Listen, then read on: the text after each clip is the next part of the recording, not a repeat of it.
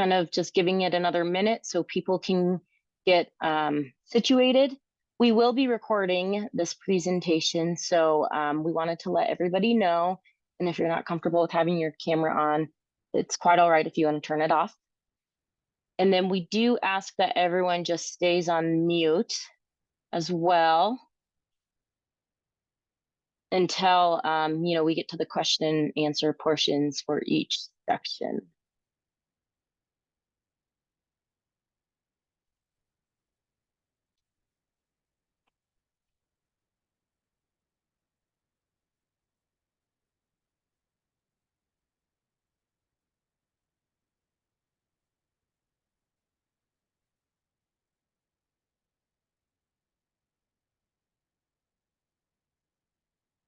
Okay, we're going to get started today. Thank you everyone for being here.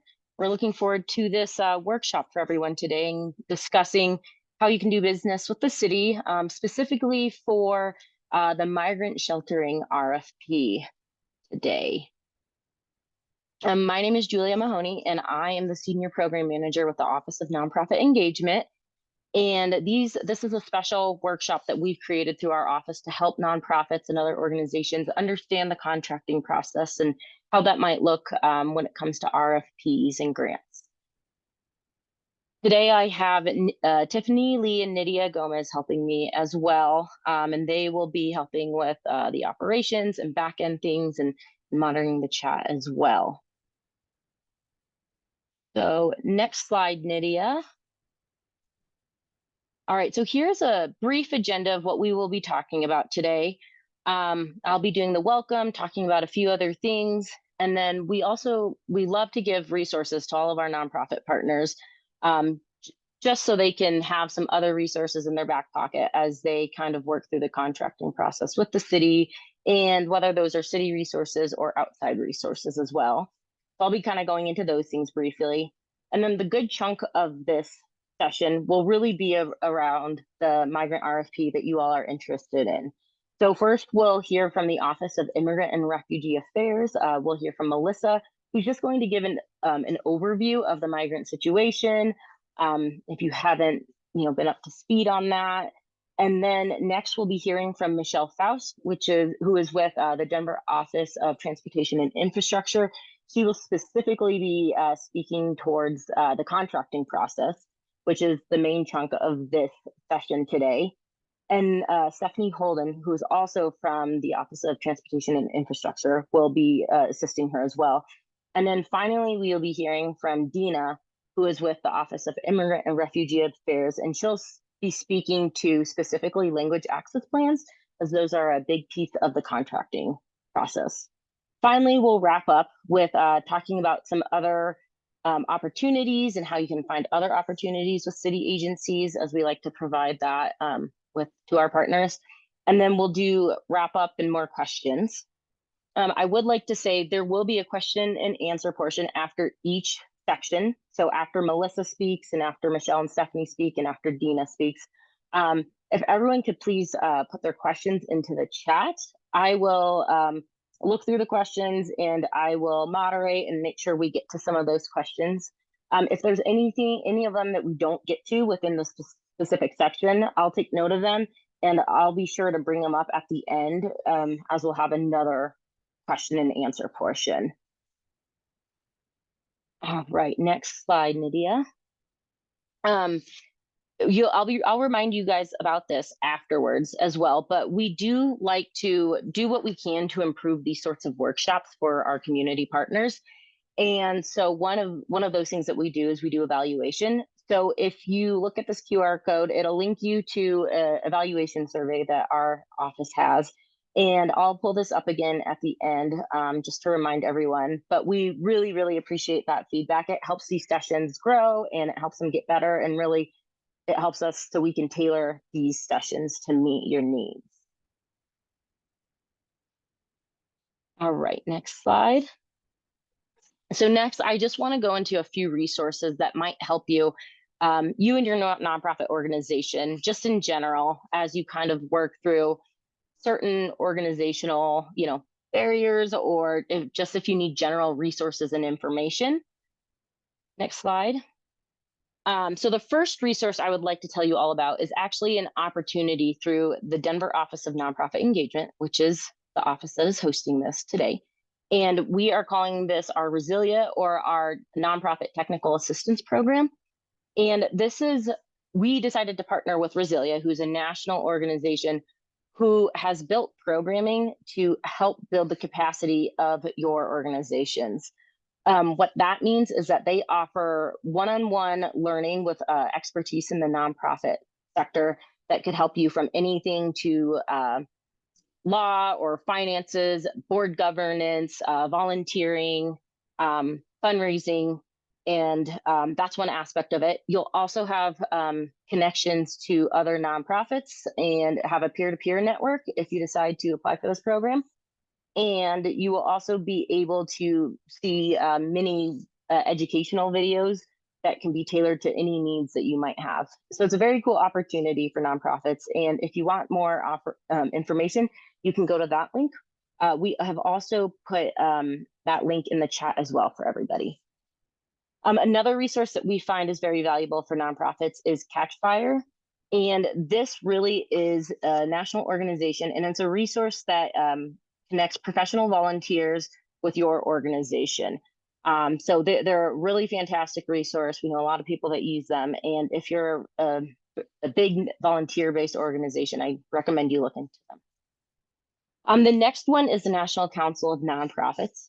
And this organization provides nonprofits with tools, resources, and research that they may need to operate their organizations efficiently and effectively and ethically.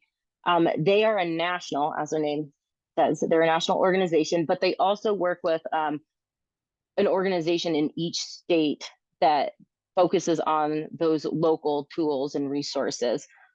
For us, that would be the Colorado Nonprofit Association, and you can see that link at the bottom of the page. And then finally, the last resource that we put up here is BoardSource. And so this organization, they give you all of the resources, tools, and research that you might need to increase board effectiveness and strengthen your organizational impact. So we hope you consider looking at those if there's any areas that you would like to grow in as well. And then before I pass it to Melissa, who will really be kicking things off for us, I just want to let everybody know the purpose of today is really for us in this workshop to give you a more in-depth look at the contracting process and how that might work. We'll go over what that looks. Michelle will go into more detail about what that looks like, and really just what actual doing business with the city means.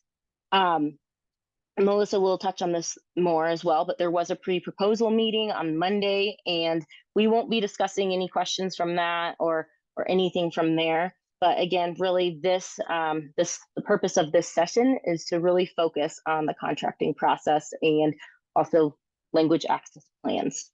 Again, there will be Q&A portions at the end of each section, and so we will answer your questions then.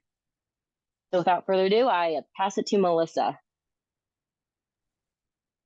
Thanks, Julia. I appreciate it. And good morning, everyone. Happy to be with you. As mentioned, my name is Melissa Burton, and I am an immigration policy analyst with the Denver Office of Immigrant and Refugee Affairs, or DOIRA.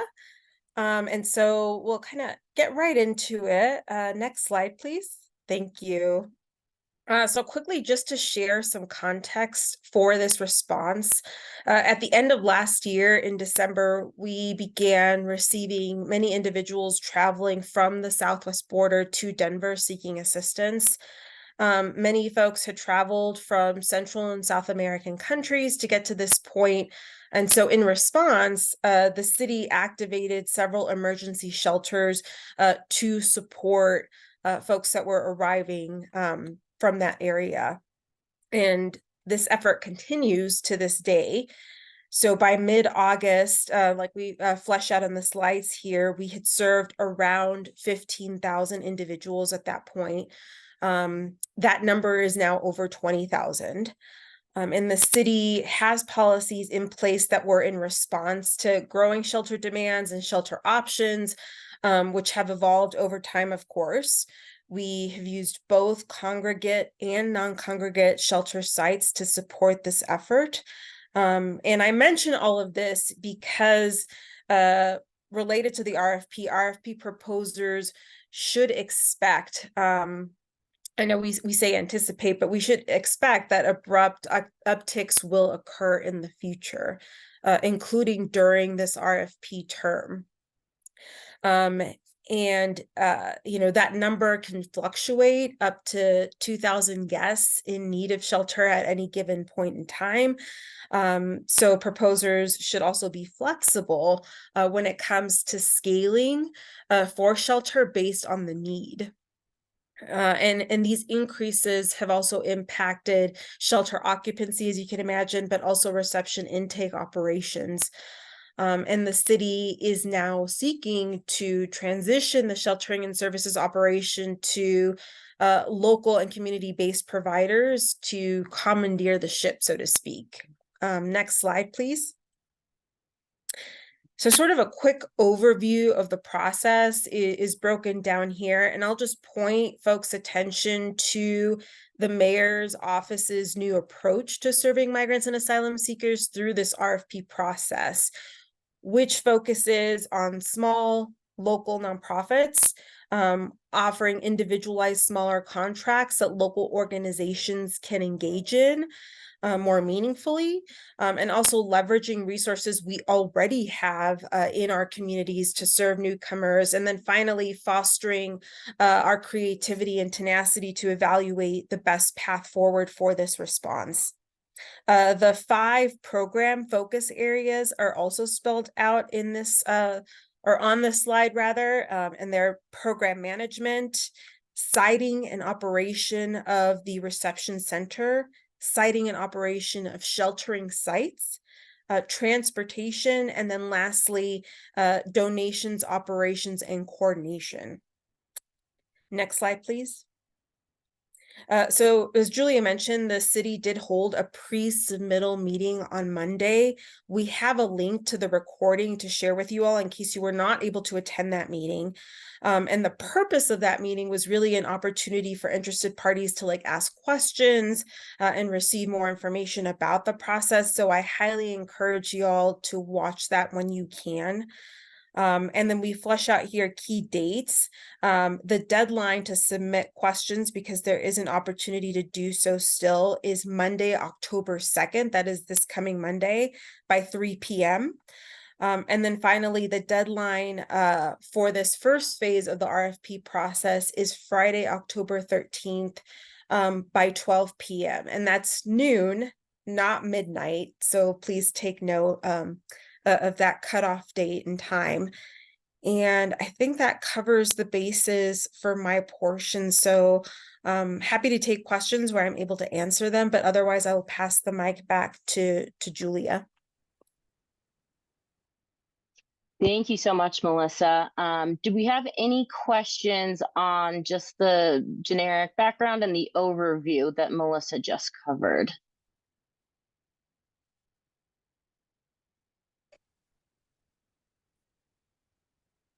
I am seeing none that have been dropped into the chat. So we will move to our next portion, which is going to be RFP administration, which Michelle and Stephanie will be discussing. So Michelle, I pass it to you. Hope you guys can see me on the camera. So I'm Michelle Faust. I'm the contract administrator that's working on this RFP. So I know that we have a lot of people, a lot of different nonprofits online today, so I wanted to take one step back instead of jumping right into this specific RFP, spend just a few minutes talking about doing business with the city as far as procurement and contracts. So this could be complete basic knowledge for lots of people, or it could be brand new. So I'm going to start at the very beginning, and then we'll work up to the specific RFP that we're looking at. I'm going to grab the screen if that's okay.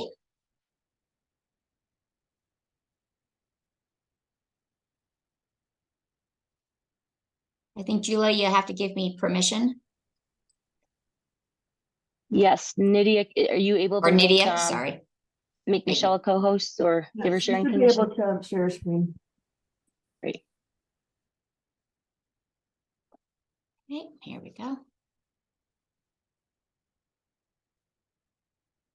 Okay, let me know if you're looking at the screen as for BidNet. It looks good, Michelle. Julie, are we looking at, oh, Nydia, great, thanks. Okay, so this is BidNet. So there's a couple of places. If you have never worked with the city, or if you're interested in working with the city, there's two places that I would send you to start looking for opportunities. The first one is Work for Denver, which is our website. And I believe you got a link to the video for the meeting that we had on Monday. But that is a great website to start looking for opportunities that are out there. And then all the opportunities for the city are on that website. So you should be able to look on there and see if there's anything that you're interested in pursuing. The second place I would say is in BidNet itself.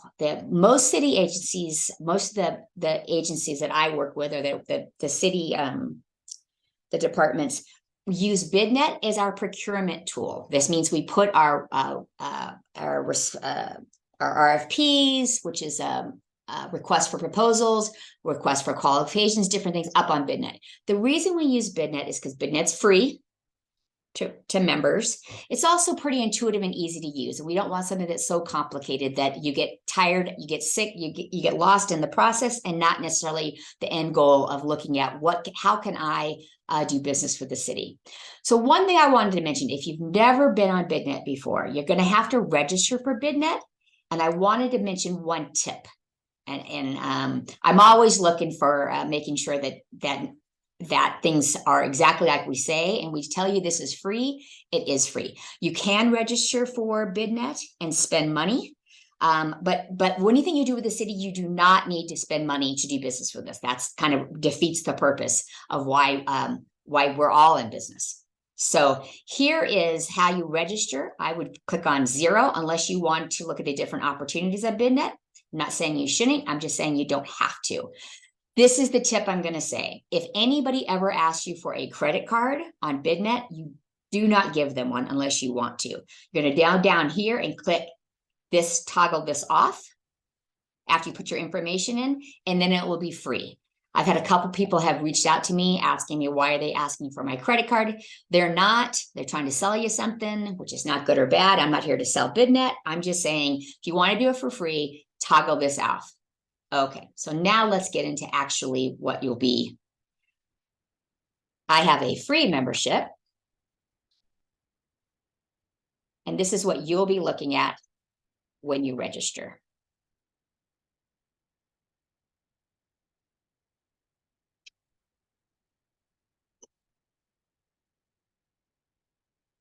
So this is BidNet.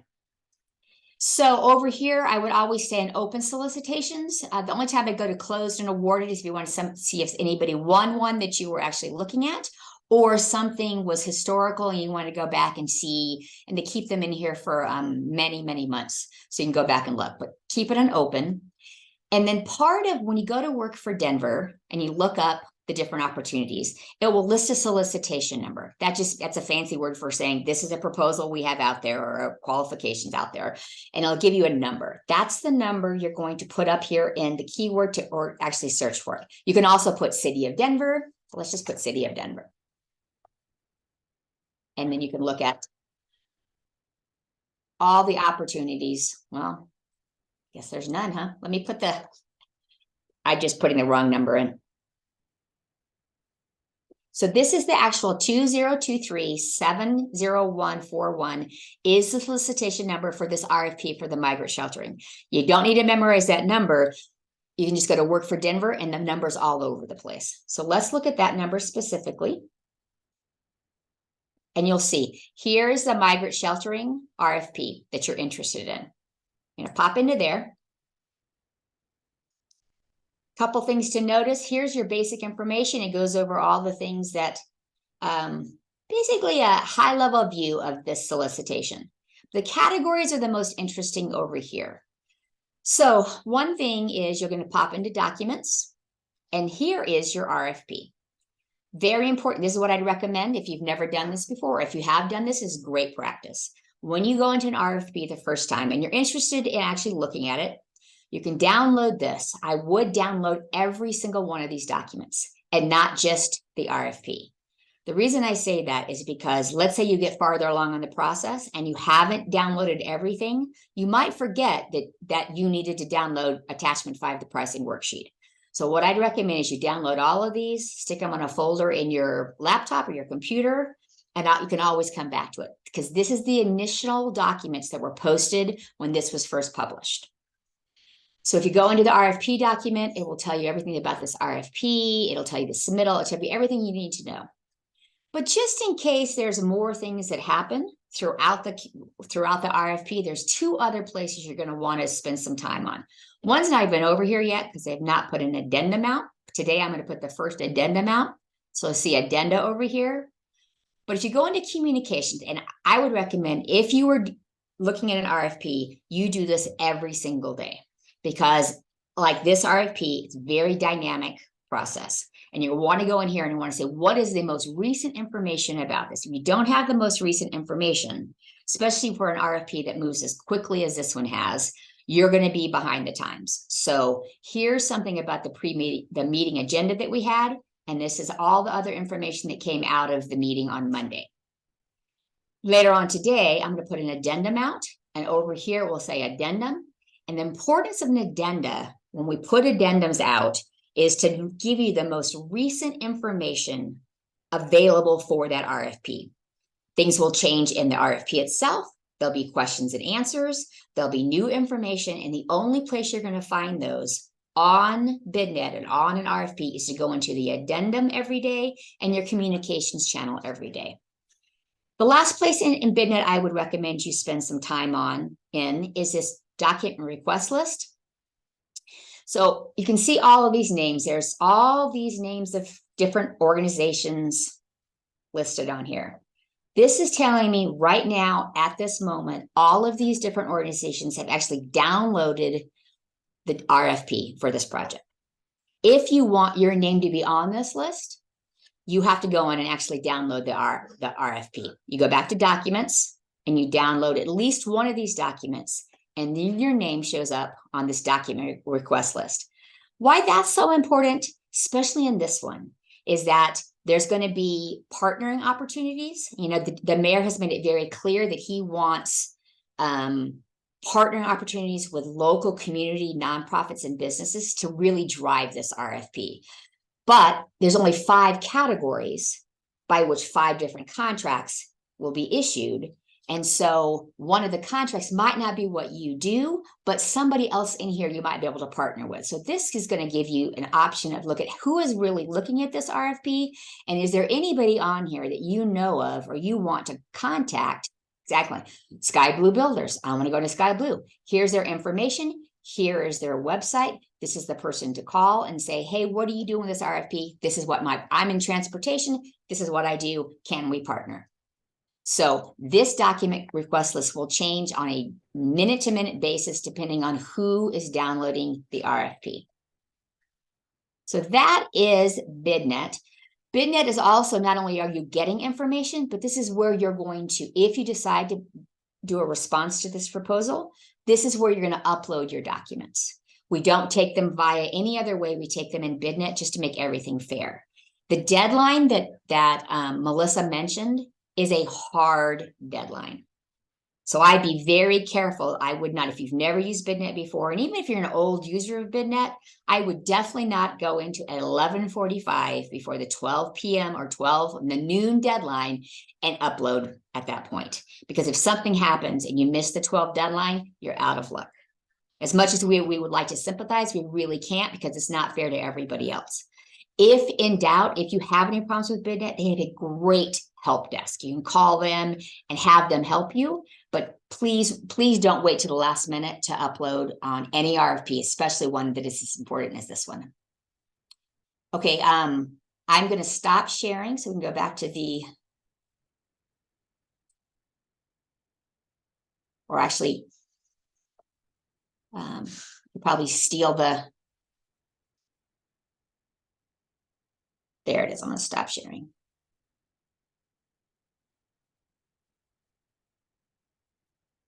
Okay, so thank you for your patience in looking at that. I just wanted to make sure that when I was talking at BidNet that can we go to the next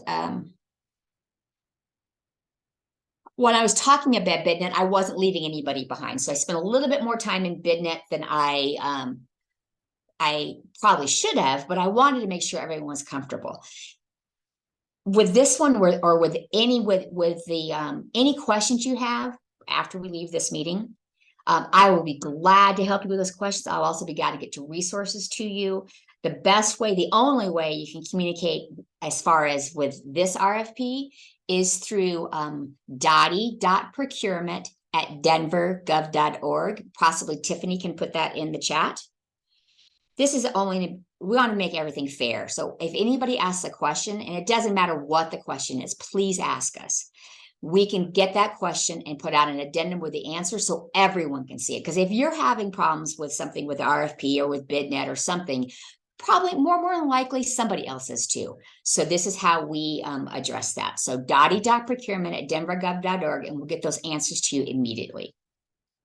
So we talked about the solicitation document report is the report that you can go into there and see who else is bidding on this. I mentioned how important that was to specifically this RFP, because once we get into the categories, we're going to talk about all the things that we're looking for. And there might not be anything, example, let's say I only do food service for my nonprofit or my business.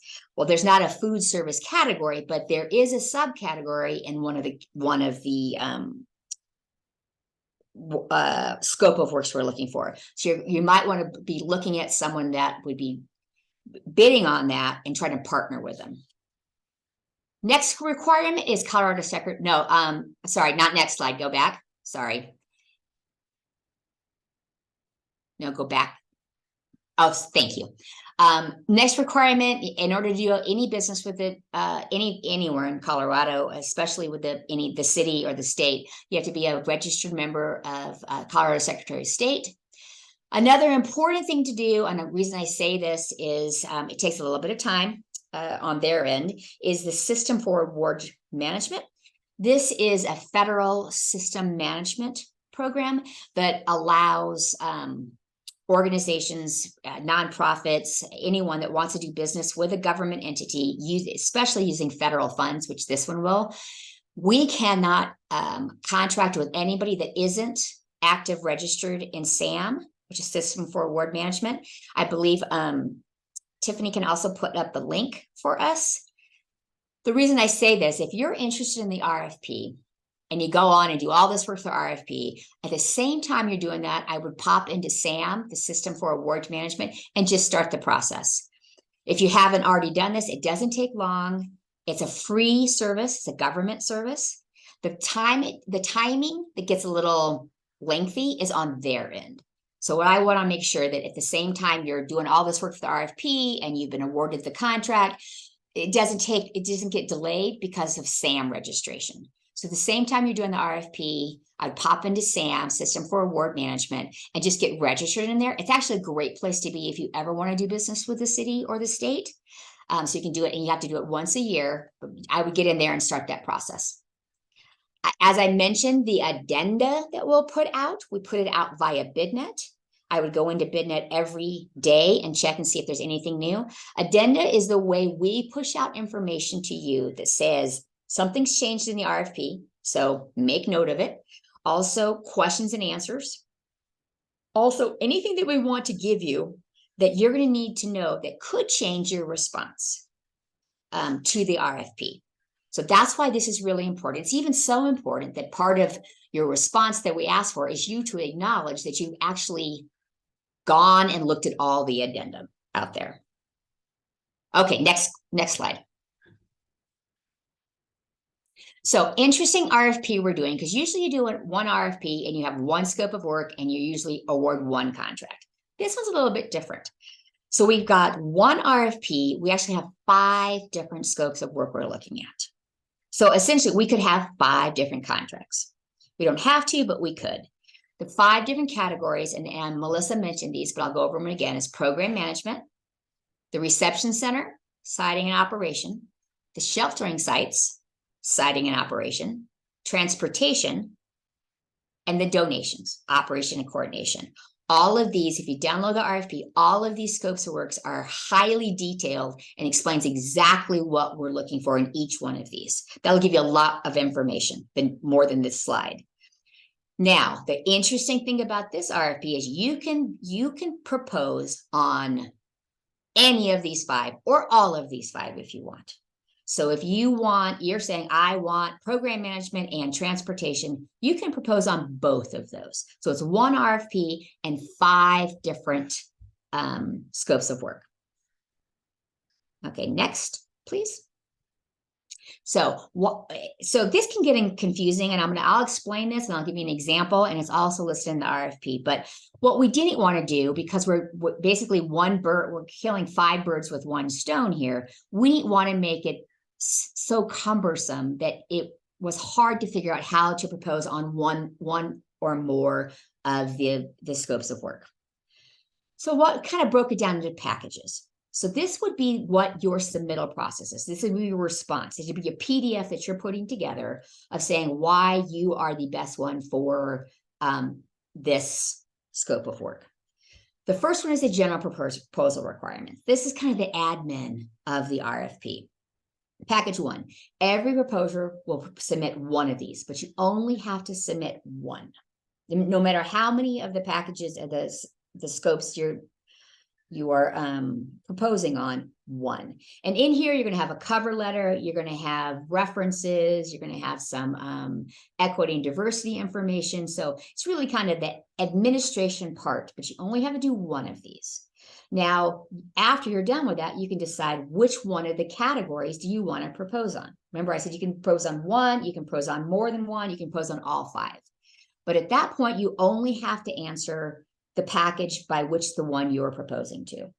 So the next slide will show you kind of 2 different examples. And this is all laid out in the RFP, but also if it's confusing, dotty.procurement@denvergov.org, and we'd be happy to walk you through it. So I'm proposer A, and what I do is I want to propose in the program management, the sheltering sites, and the reception center. So 3 different packages, 3 different scopes of work I wanted. In a normal RFP, you would submit 3 different separate proposals, but not this one. You're going to submit one proposal that's going to have different components. The first one is package 1. Remember, this is the general proposal requirements, but you only have to do one for your organization. Then you're going to submit 3 different package 2s. And package 2s are very, very specific to your scope of work. If you go into the RFP under submittal requirements, it'll list package 2, and it'll show you all the questions that we want you to answer about each one of these scopes. It'll have the program management separate from all of them. So you only have to answer the questions that are specific to the ones you're proposing to. So I'm a proposer A, and I do package 1. I do one of those, and I'm doing 3 separate package 2s. Okay, so I'm proposer B, and I love program management. That's all I do. My whole business is program management. So I'm only going to do one package 1 PDF, and then one package 2 PDF. And then I'm done with my proposal. Well, hopefully that makes sense. If not, I can answer questions about that at the end. Okay, next slide, please. So I know that that Melissa mentioned some dates, but I wanted to make sure that I kind of reiterate these because this is an accelerated process. We don't normally go this fast, but this is a really critical time in Denver, and we need partners. And that's why we want to make sure that we have our partners in place certainly by the end of the year. So I'm just going to go over these dates, and we'll kind of talk about what you can how to back into the dates and how to be prepared for those. You will be submitting via BidNet. We talked about that, but it's also in the RFP. Everything is done through BidNet. Question deadline, which Melissa mentioned, is the 2nd, which is only just a few days away, 4 days away. That's fast. So I very much recommend that you go in, you download the RFP today, just to see if this is something you're interested in, and kind of tear it apart and start jotting down questions, because right now would be the great time to ask the questions. After the deadline, we can't take questions. The reason why the deadline is where it is because our commitment to you is we will not post an addendum that has the answers within 5 business days of when your response is due. So we have to be able to get something back to you, answer your questions, and then give you 5 extra days to be able to respond. What we don't want to do is the day before you submit, send you a whole nother set of answers that has completely changed your proposal. So that's our commitment to you. So that's coming up fast. So I would really go through 2 places I'd look. It's definitely the scope of work in the RFP, but I'd also jump down into package 2 submittals and look at exactly what we're asking for in the submittals for your category you're interested in, and spend a lot of time looking at that and going, what questions do I even think I'm going to come up with while I'm putting my RFP together?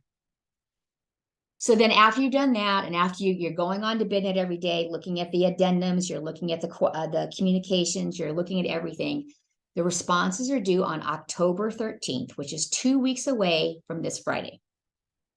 All responses are due on at noon, and all through BidNet.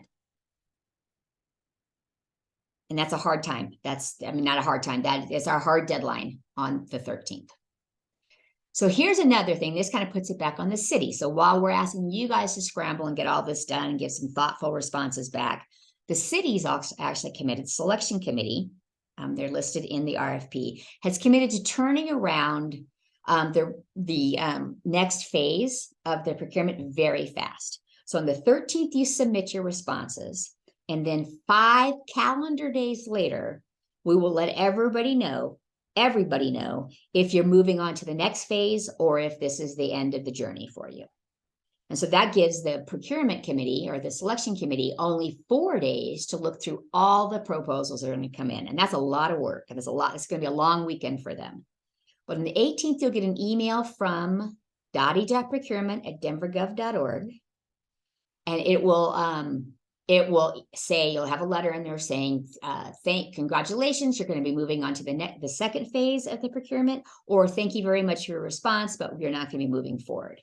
If you do move forward to phase 2, it is, again, a very concentrated time to be able to turn around from phase 1 to phase 2. If you look at phase 2, the second response due in phase 2, and it's only for the candidates that move on. So if you don't have to worry about this at this point, but I would definitely be preparing just in case you are asked to move on, that you're ready. Because in phase 2, we're going to be asking for the pricing worksheet, which is in the RFP. We'll also be scheduling you for in-person interviews on the 25th, 26th, and 27th. So very fast. On the 18th, you find out if you're moving on. And by the 24th, your pricing worksheet, it's quite detailed. So I'd spend some time looking at it even before phase 2 comes along. Because on the 24th, you're going to be sending those in. And the 25th, 26th, and 27th, we'll be having interviews for the candidates in phase 2 to get some more information at that point. So right now, until the date we're done with this, with the last interview is only about 3 to 4 weeks. It's very fast. And then they'll turn that around and we'll find out who's been awarded the contracts.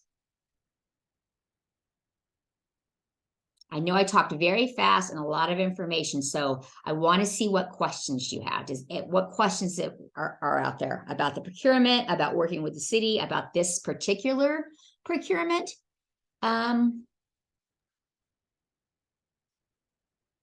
And since we don't have questions in the chat, feel free if anyone has questions that they're thinking of, go ahead and unmute, and you can ask them right now.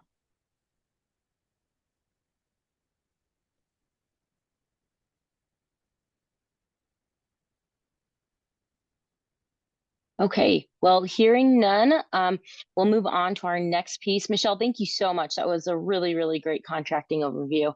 And as you mentioned, Juliet, before we leave that, and before we language access is such a better topic, but I love this next topic. Yeah. If anybody has any questions, I realize we're throwing a lot of information at you in a short amount of time. Please, please, please email us at dottie.procurement@denvergov.org, and we'll be happy to help. Thank you.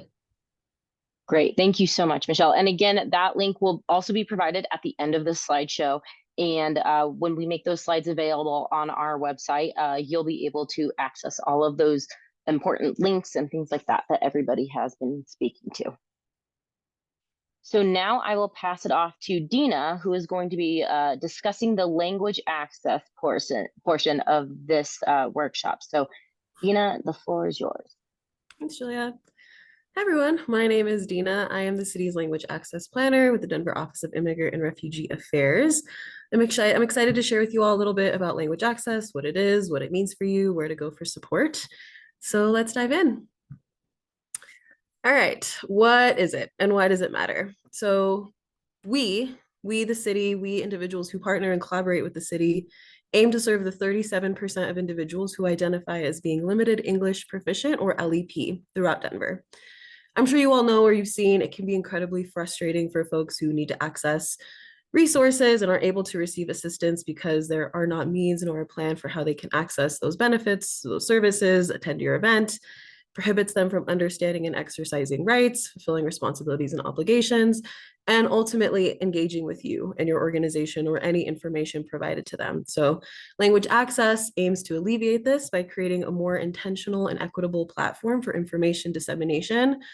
I personally come from a background where I was my parents' translator and interpreter at a very young age and witnessed the inevitable path it sent our family on of battling systems, shame, and what felt like a constant uphill trek of defending our belonging in this country because it felt like nothing was made with our experience in mind. So we want to do none of that. And we want to cultivate a process, a really seamless process where everyone who needs to access anything and everything can, and it feels natural because there is a process.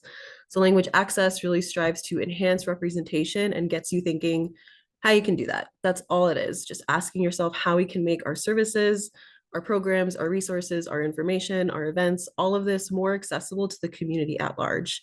So providing meaningful access, which I'll talk a little bit more about, fosters increased civic engagement, reduces barriers to services, resources, programs, all of these things that fall under activities, all of these things which also have the opportunity to promote a higher quality of life, healthcare, employment opportunities, access to housing, legal assistance, anything and everything, right? All the beautiful work being done in and with community leaves individuals how we want them to feel, which is that they're part of something bigger, like they're part of our community and we're part of theirs.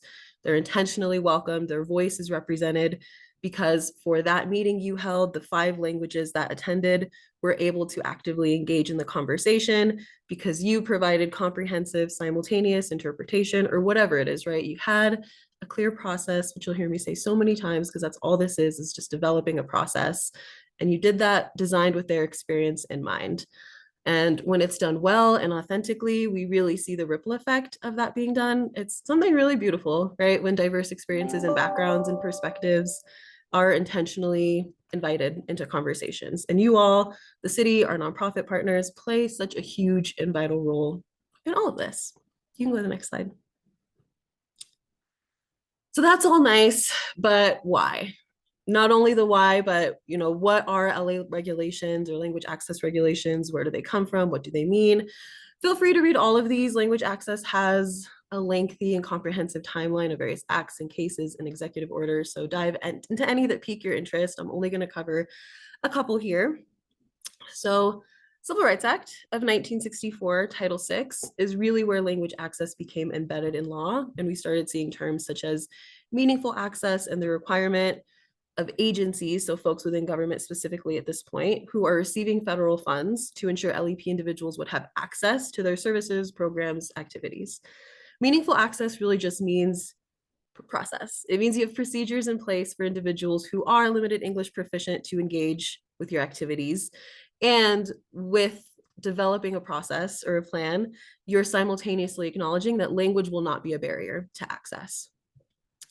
Brings us to Executive Order 13166, and this is the creation of a methodical, robust language access plan that details and highlights all facets of how individuals were going to implement language access for their specific program.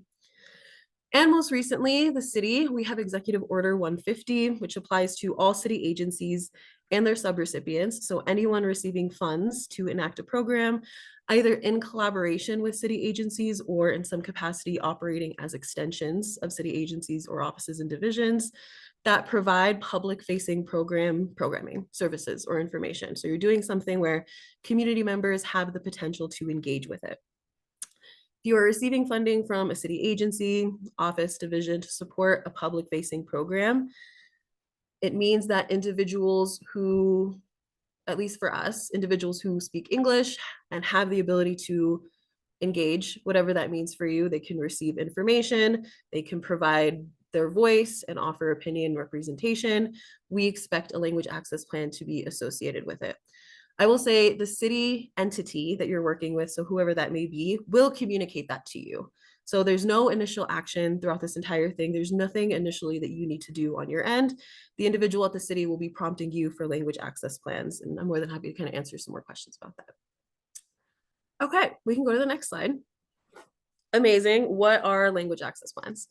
So language access and a language access plan in a document is no more than a management tool for how you will enact language access for your specific program.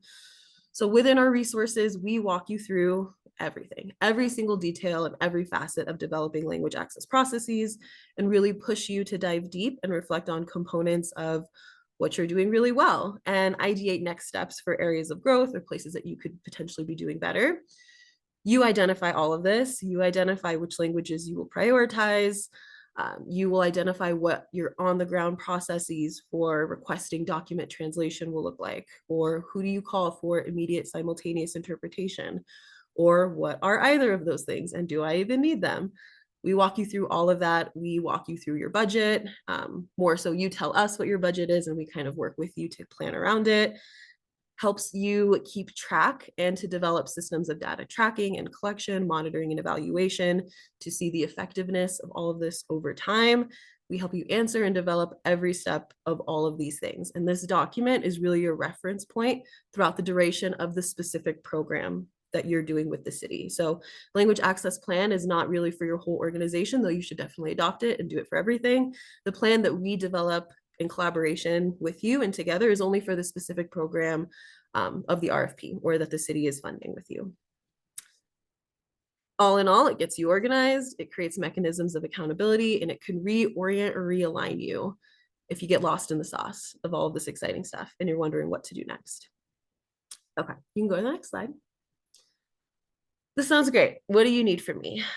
So if you are prompted for a language access plan, you will start with our self-assessment, which is designed to help you determine where you currently are when it comes to providing language assistance services. Are you, for example, currently translating some documents into Spanish? Great. What is your process for that? What does your documentation of it look like? How are you evaluating services rendered? Are you asking folks utilizing that translation if their needs are being met, or if they thought that that translation was valuable for what they were receiving? Are you training your staff on what the process is? All these things that we will ask you to kind of reflect on. What are you doing now and how well are you doing it? And not so much how well are you doing it, but how well are you doing it documenting it and at growing it and ensuring that you're doing better over time. After that is complete, the next document is the component checklist. This gets you more in the weeds and really asks you for in-depth analysis. Here you're facilitating the 4-factor analysis and identifying which languages you're going to prioritize based on certain programmatic characteristics, which we do very closely with you. We do it together. You're thinking about processes, procedures, data collection, all of this, and really identifying and creating sustainable structures for language access to thrive and grow year by year. Or it's one and done with this program, either way. So once these 2 documents are done, your language access plan is basically done. From there, you just copy and paste into our template. That will ask you for a little more information just to kind of weave it all together. We want the nitty gritty. We want as many details as you can give us. As I'm reading it, I want to be in the throes of your program and really feel like if I'm a limited English proficient individual, I know every step of what someone will experience when they, whatever the first step of engagement is, whether that's on the phone or they're actually coming in to your organization. I'm more than happy to drop these resources in the chat so you can just see them. But again, you don't need to do anything until prompted, but I can still share them so you can see what they look like, or we can email them. Either way. Okay, you can go to the next slide. So how can I get support? Work with your city counterpart. Like I said, there is no reason you should be doing this in a silo. You should be prompted for it before really developing anything. They are more than likely closely aligned with myself, whoever it will be on the city's end. They can answer questions along the way or bring me into the conversation if need be. If you end up connecting with the city because you realize, wow, I'm into this presentation and it sounds like this needs language access, and you bring that up and they have no idea what you're saying, you can also email me and I can get involved in the conversation and we can develop ultimately a path forward. I can also support you through drafts. So you can email me drafts at any point in time to ask really poignant questions or just to request general feedback about how you're doing. And we can work back and forth like that. 2 deadlines to be aware of. This also may become flexible in the next few months and we will communicate that. November 13th is the deadline to get any drafts to me. Again, depending on what the RFP is and how long it goes into next year, there's some flexibility. So just be in communication with me, or your city counterpart will most likely be in communication with me about dates and next steps. November 13th for some drafts. For us, for certain programs, we anticipate most language access to be implemented by January 1st of next year. So we can talk about those deadlines. These are the deadlines that the city is working with. So if you are working in a program that has been selected by the deadline that was provided here, which I feel like was the end of October, November 13th might feel like a really quick turnaround. So we can connect and kind of look at what moving forward works. All right, that's all I have. Super fast, super high level. Feel free to ask me all the questions. Yes, Dina, thank you so much. It doesn't look like we got any questions in the chat, but again, feel free if you have any questions about this language access portion to unmute and ask whatever you have before I move on to the kind of wrap up that we'll be doing.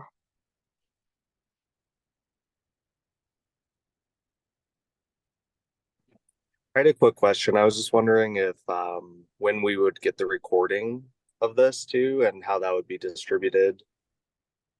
Sure. Yeah, great question. So we are recording right now, and it takes us a couple days just to kind of download and process and get it up online. So we should have it online at the latest by the end of next week. For anyone that registered, we have your contact information. So we will send out an email when everything is up on our website and ready to go to be viewed. And if you didn't register for the session, please drop your email in the chat so we can be sure to add you to that list to make sure that you're able to see the sort of recording. But the slides will be available before Friday, as they're already on there. And it looks like Tiffany just dropped into the chat where you'll be able to find all of our information. So again, the slides are on there, but the video will be posted by next week.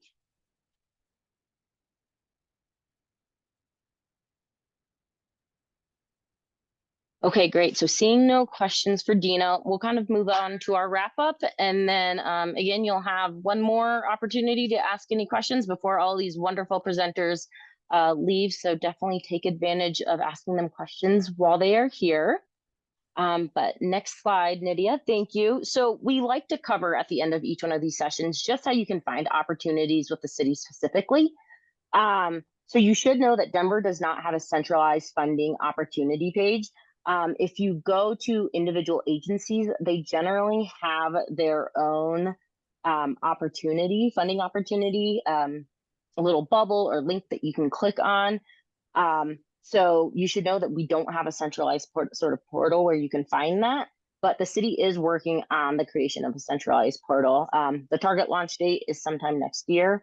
So hopefully we can get that up and running. But in the meantime, as Michelle so wonderfully covered, you can use BidNet as a resource to find the city's RFPs and opportunities there as well.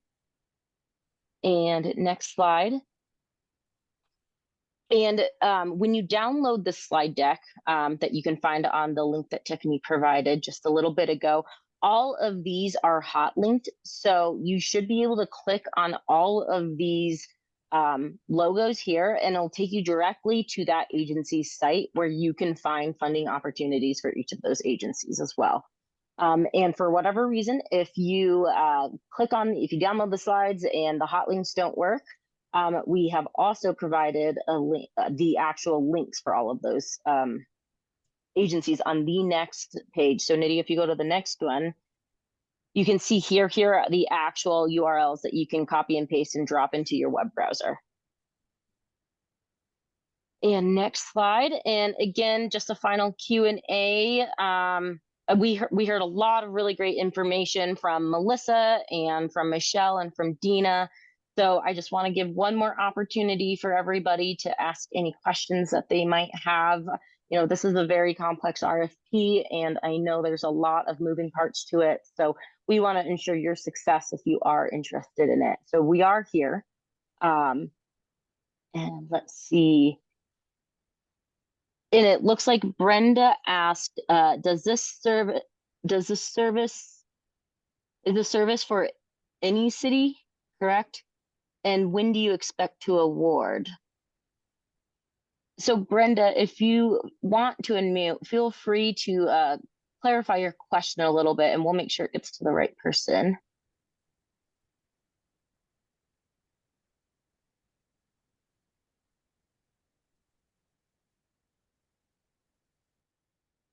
Okay, Brenda, while you might be waiting to unmute, we have the next question was, when do you expect to award?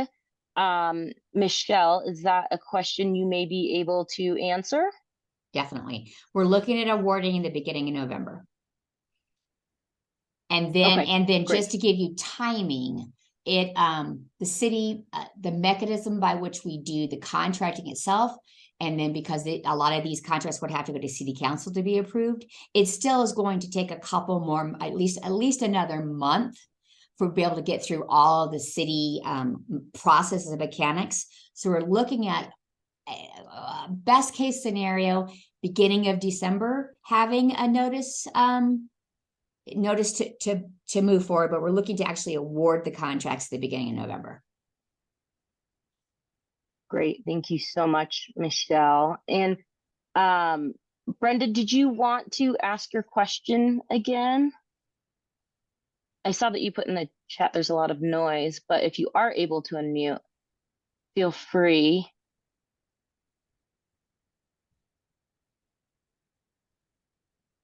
But it sounds like you're asking is the service for any city?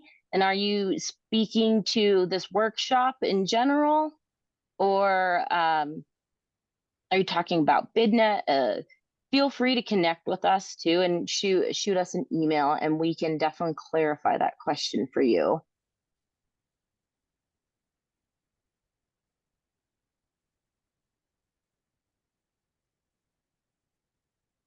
All right, Brenda, sounds great. All right, if there's no other questions, then feel free to hop off, but we really appreciate you all being here and participating, and thank you again to all of our wonderful speakers today. You all did wonderful. And Nydia, if you want to go to the next slide too, there are, again, contacts. And for those of you that are still on, please scan the QR code and do the evaluation for us. You can find the link for that evaluation survey in the chat. Those are very helpful for us and help us to improve all of these workshops that we do and to make sure that they meet your needs. So we would really appreciate that. And then next slide, Nydia. And then again, key contacts for everybody that presented here on this presentation. And I believe that's the last slide. Yes, so thank you all. Thanks again. And please reach out to myself if you need to get connected to anybody that spoke here or find these slides on our website.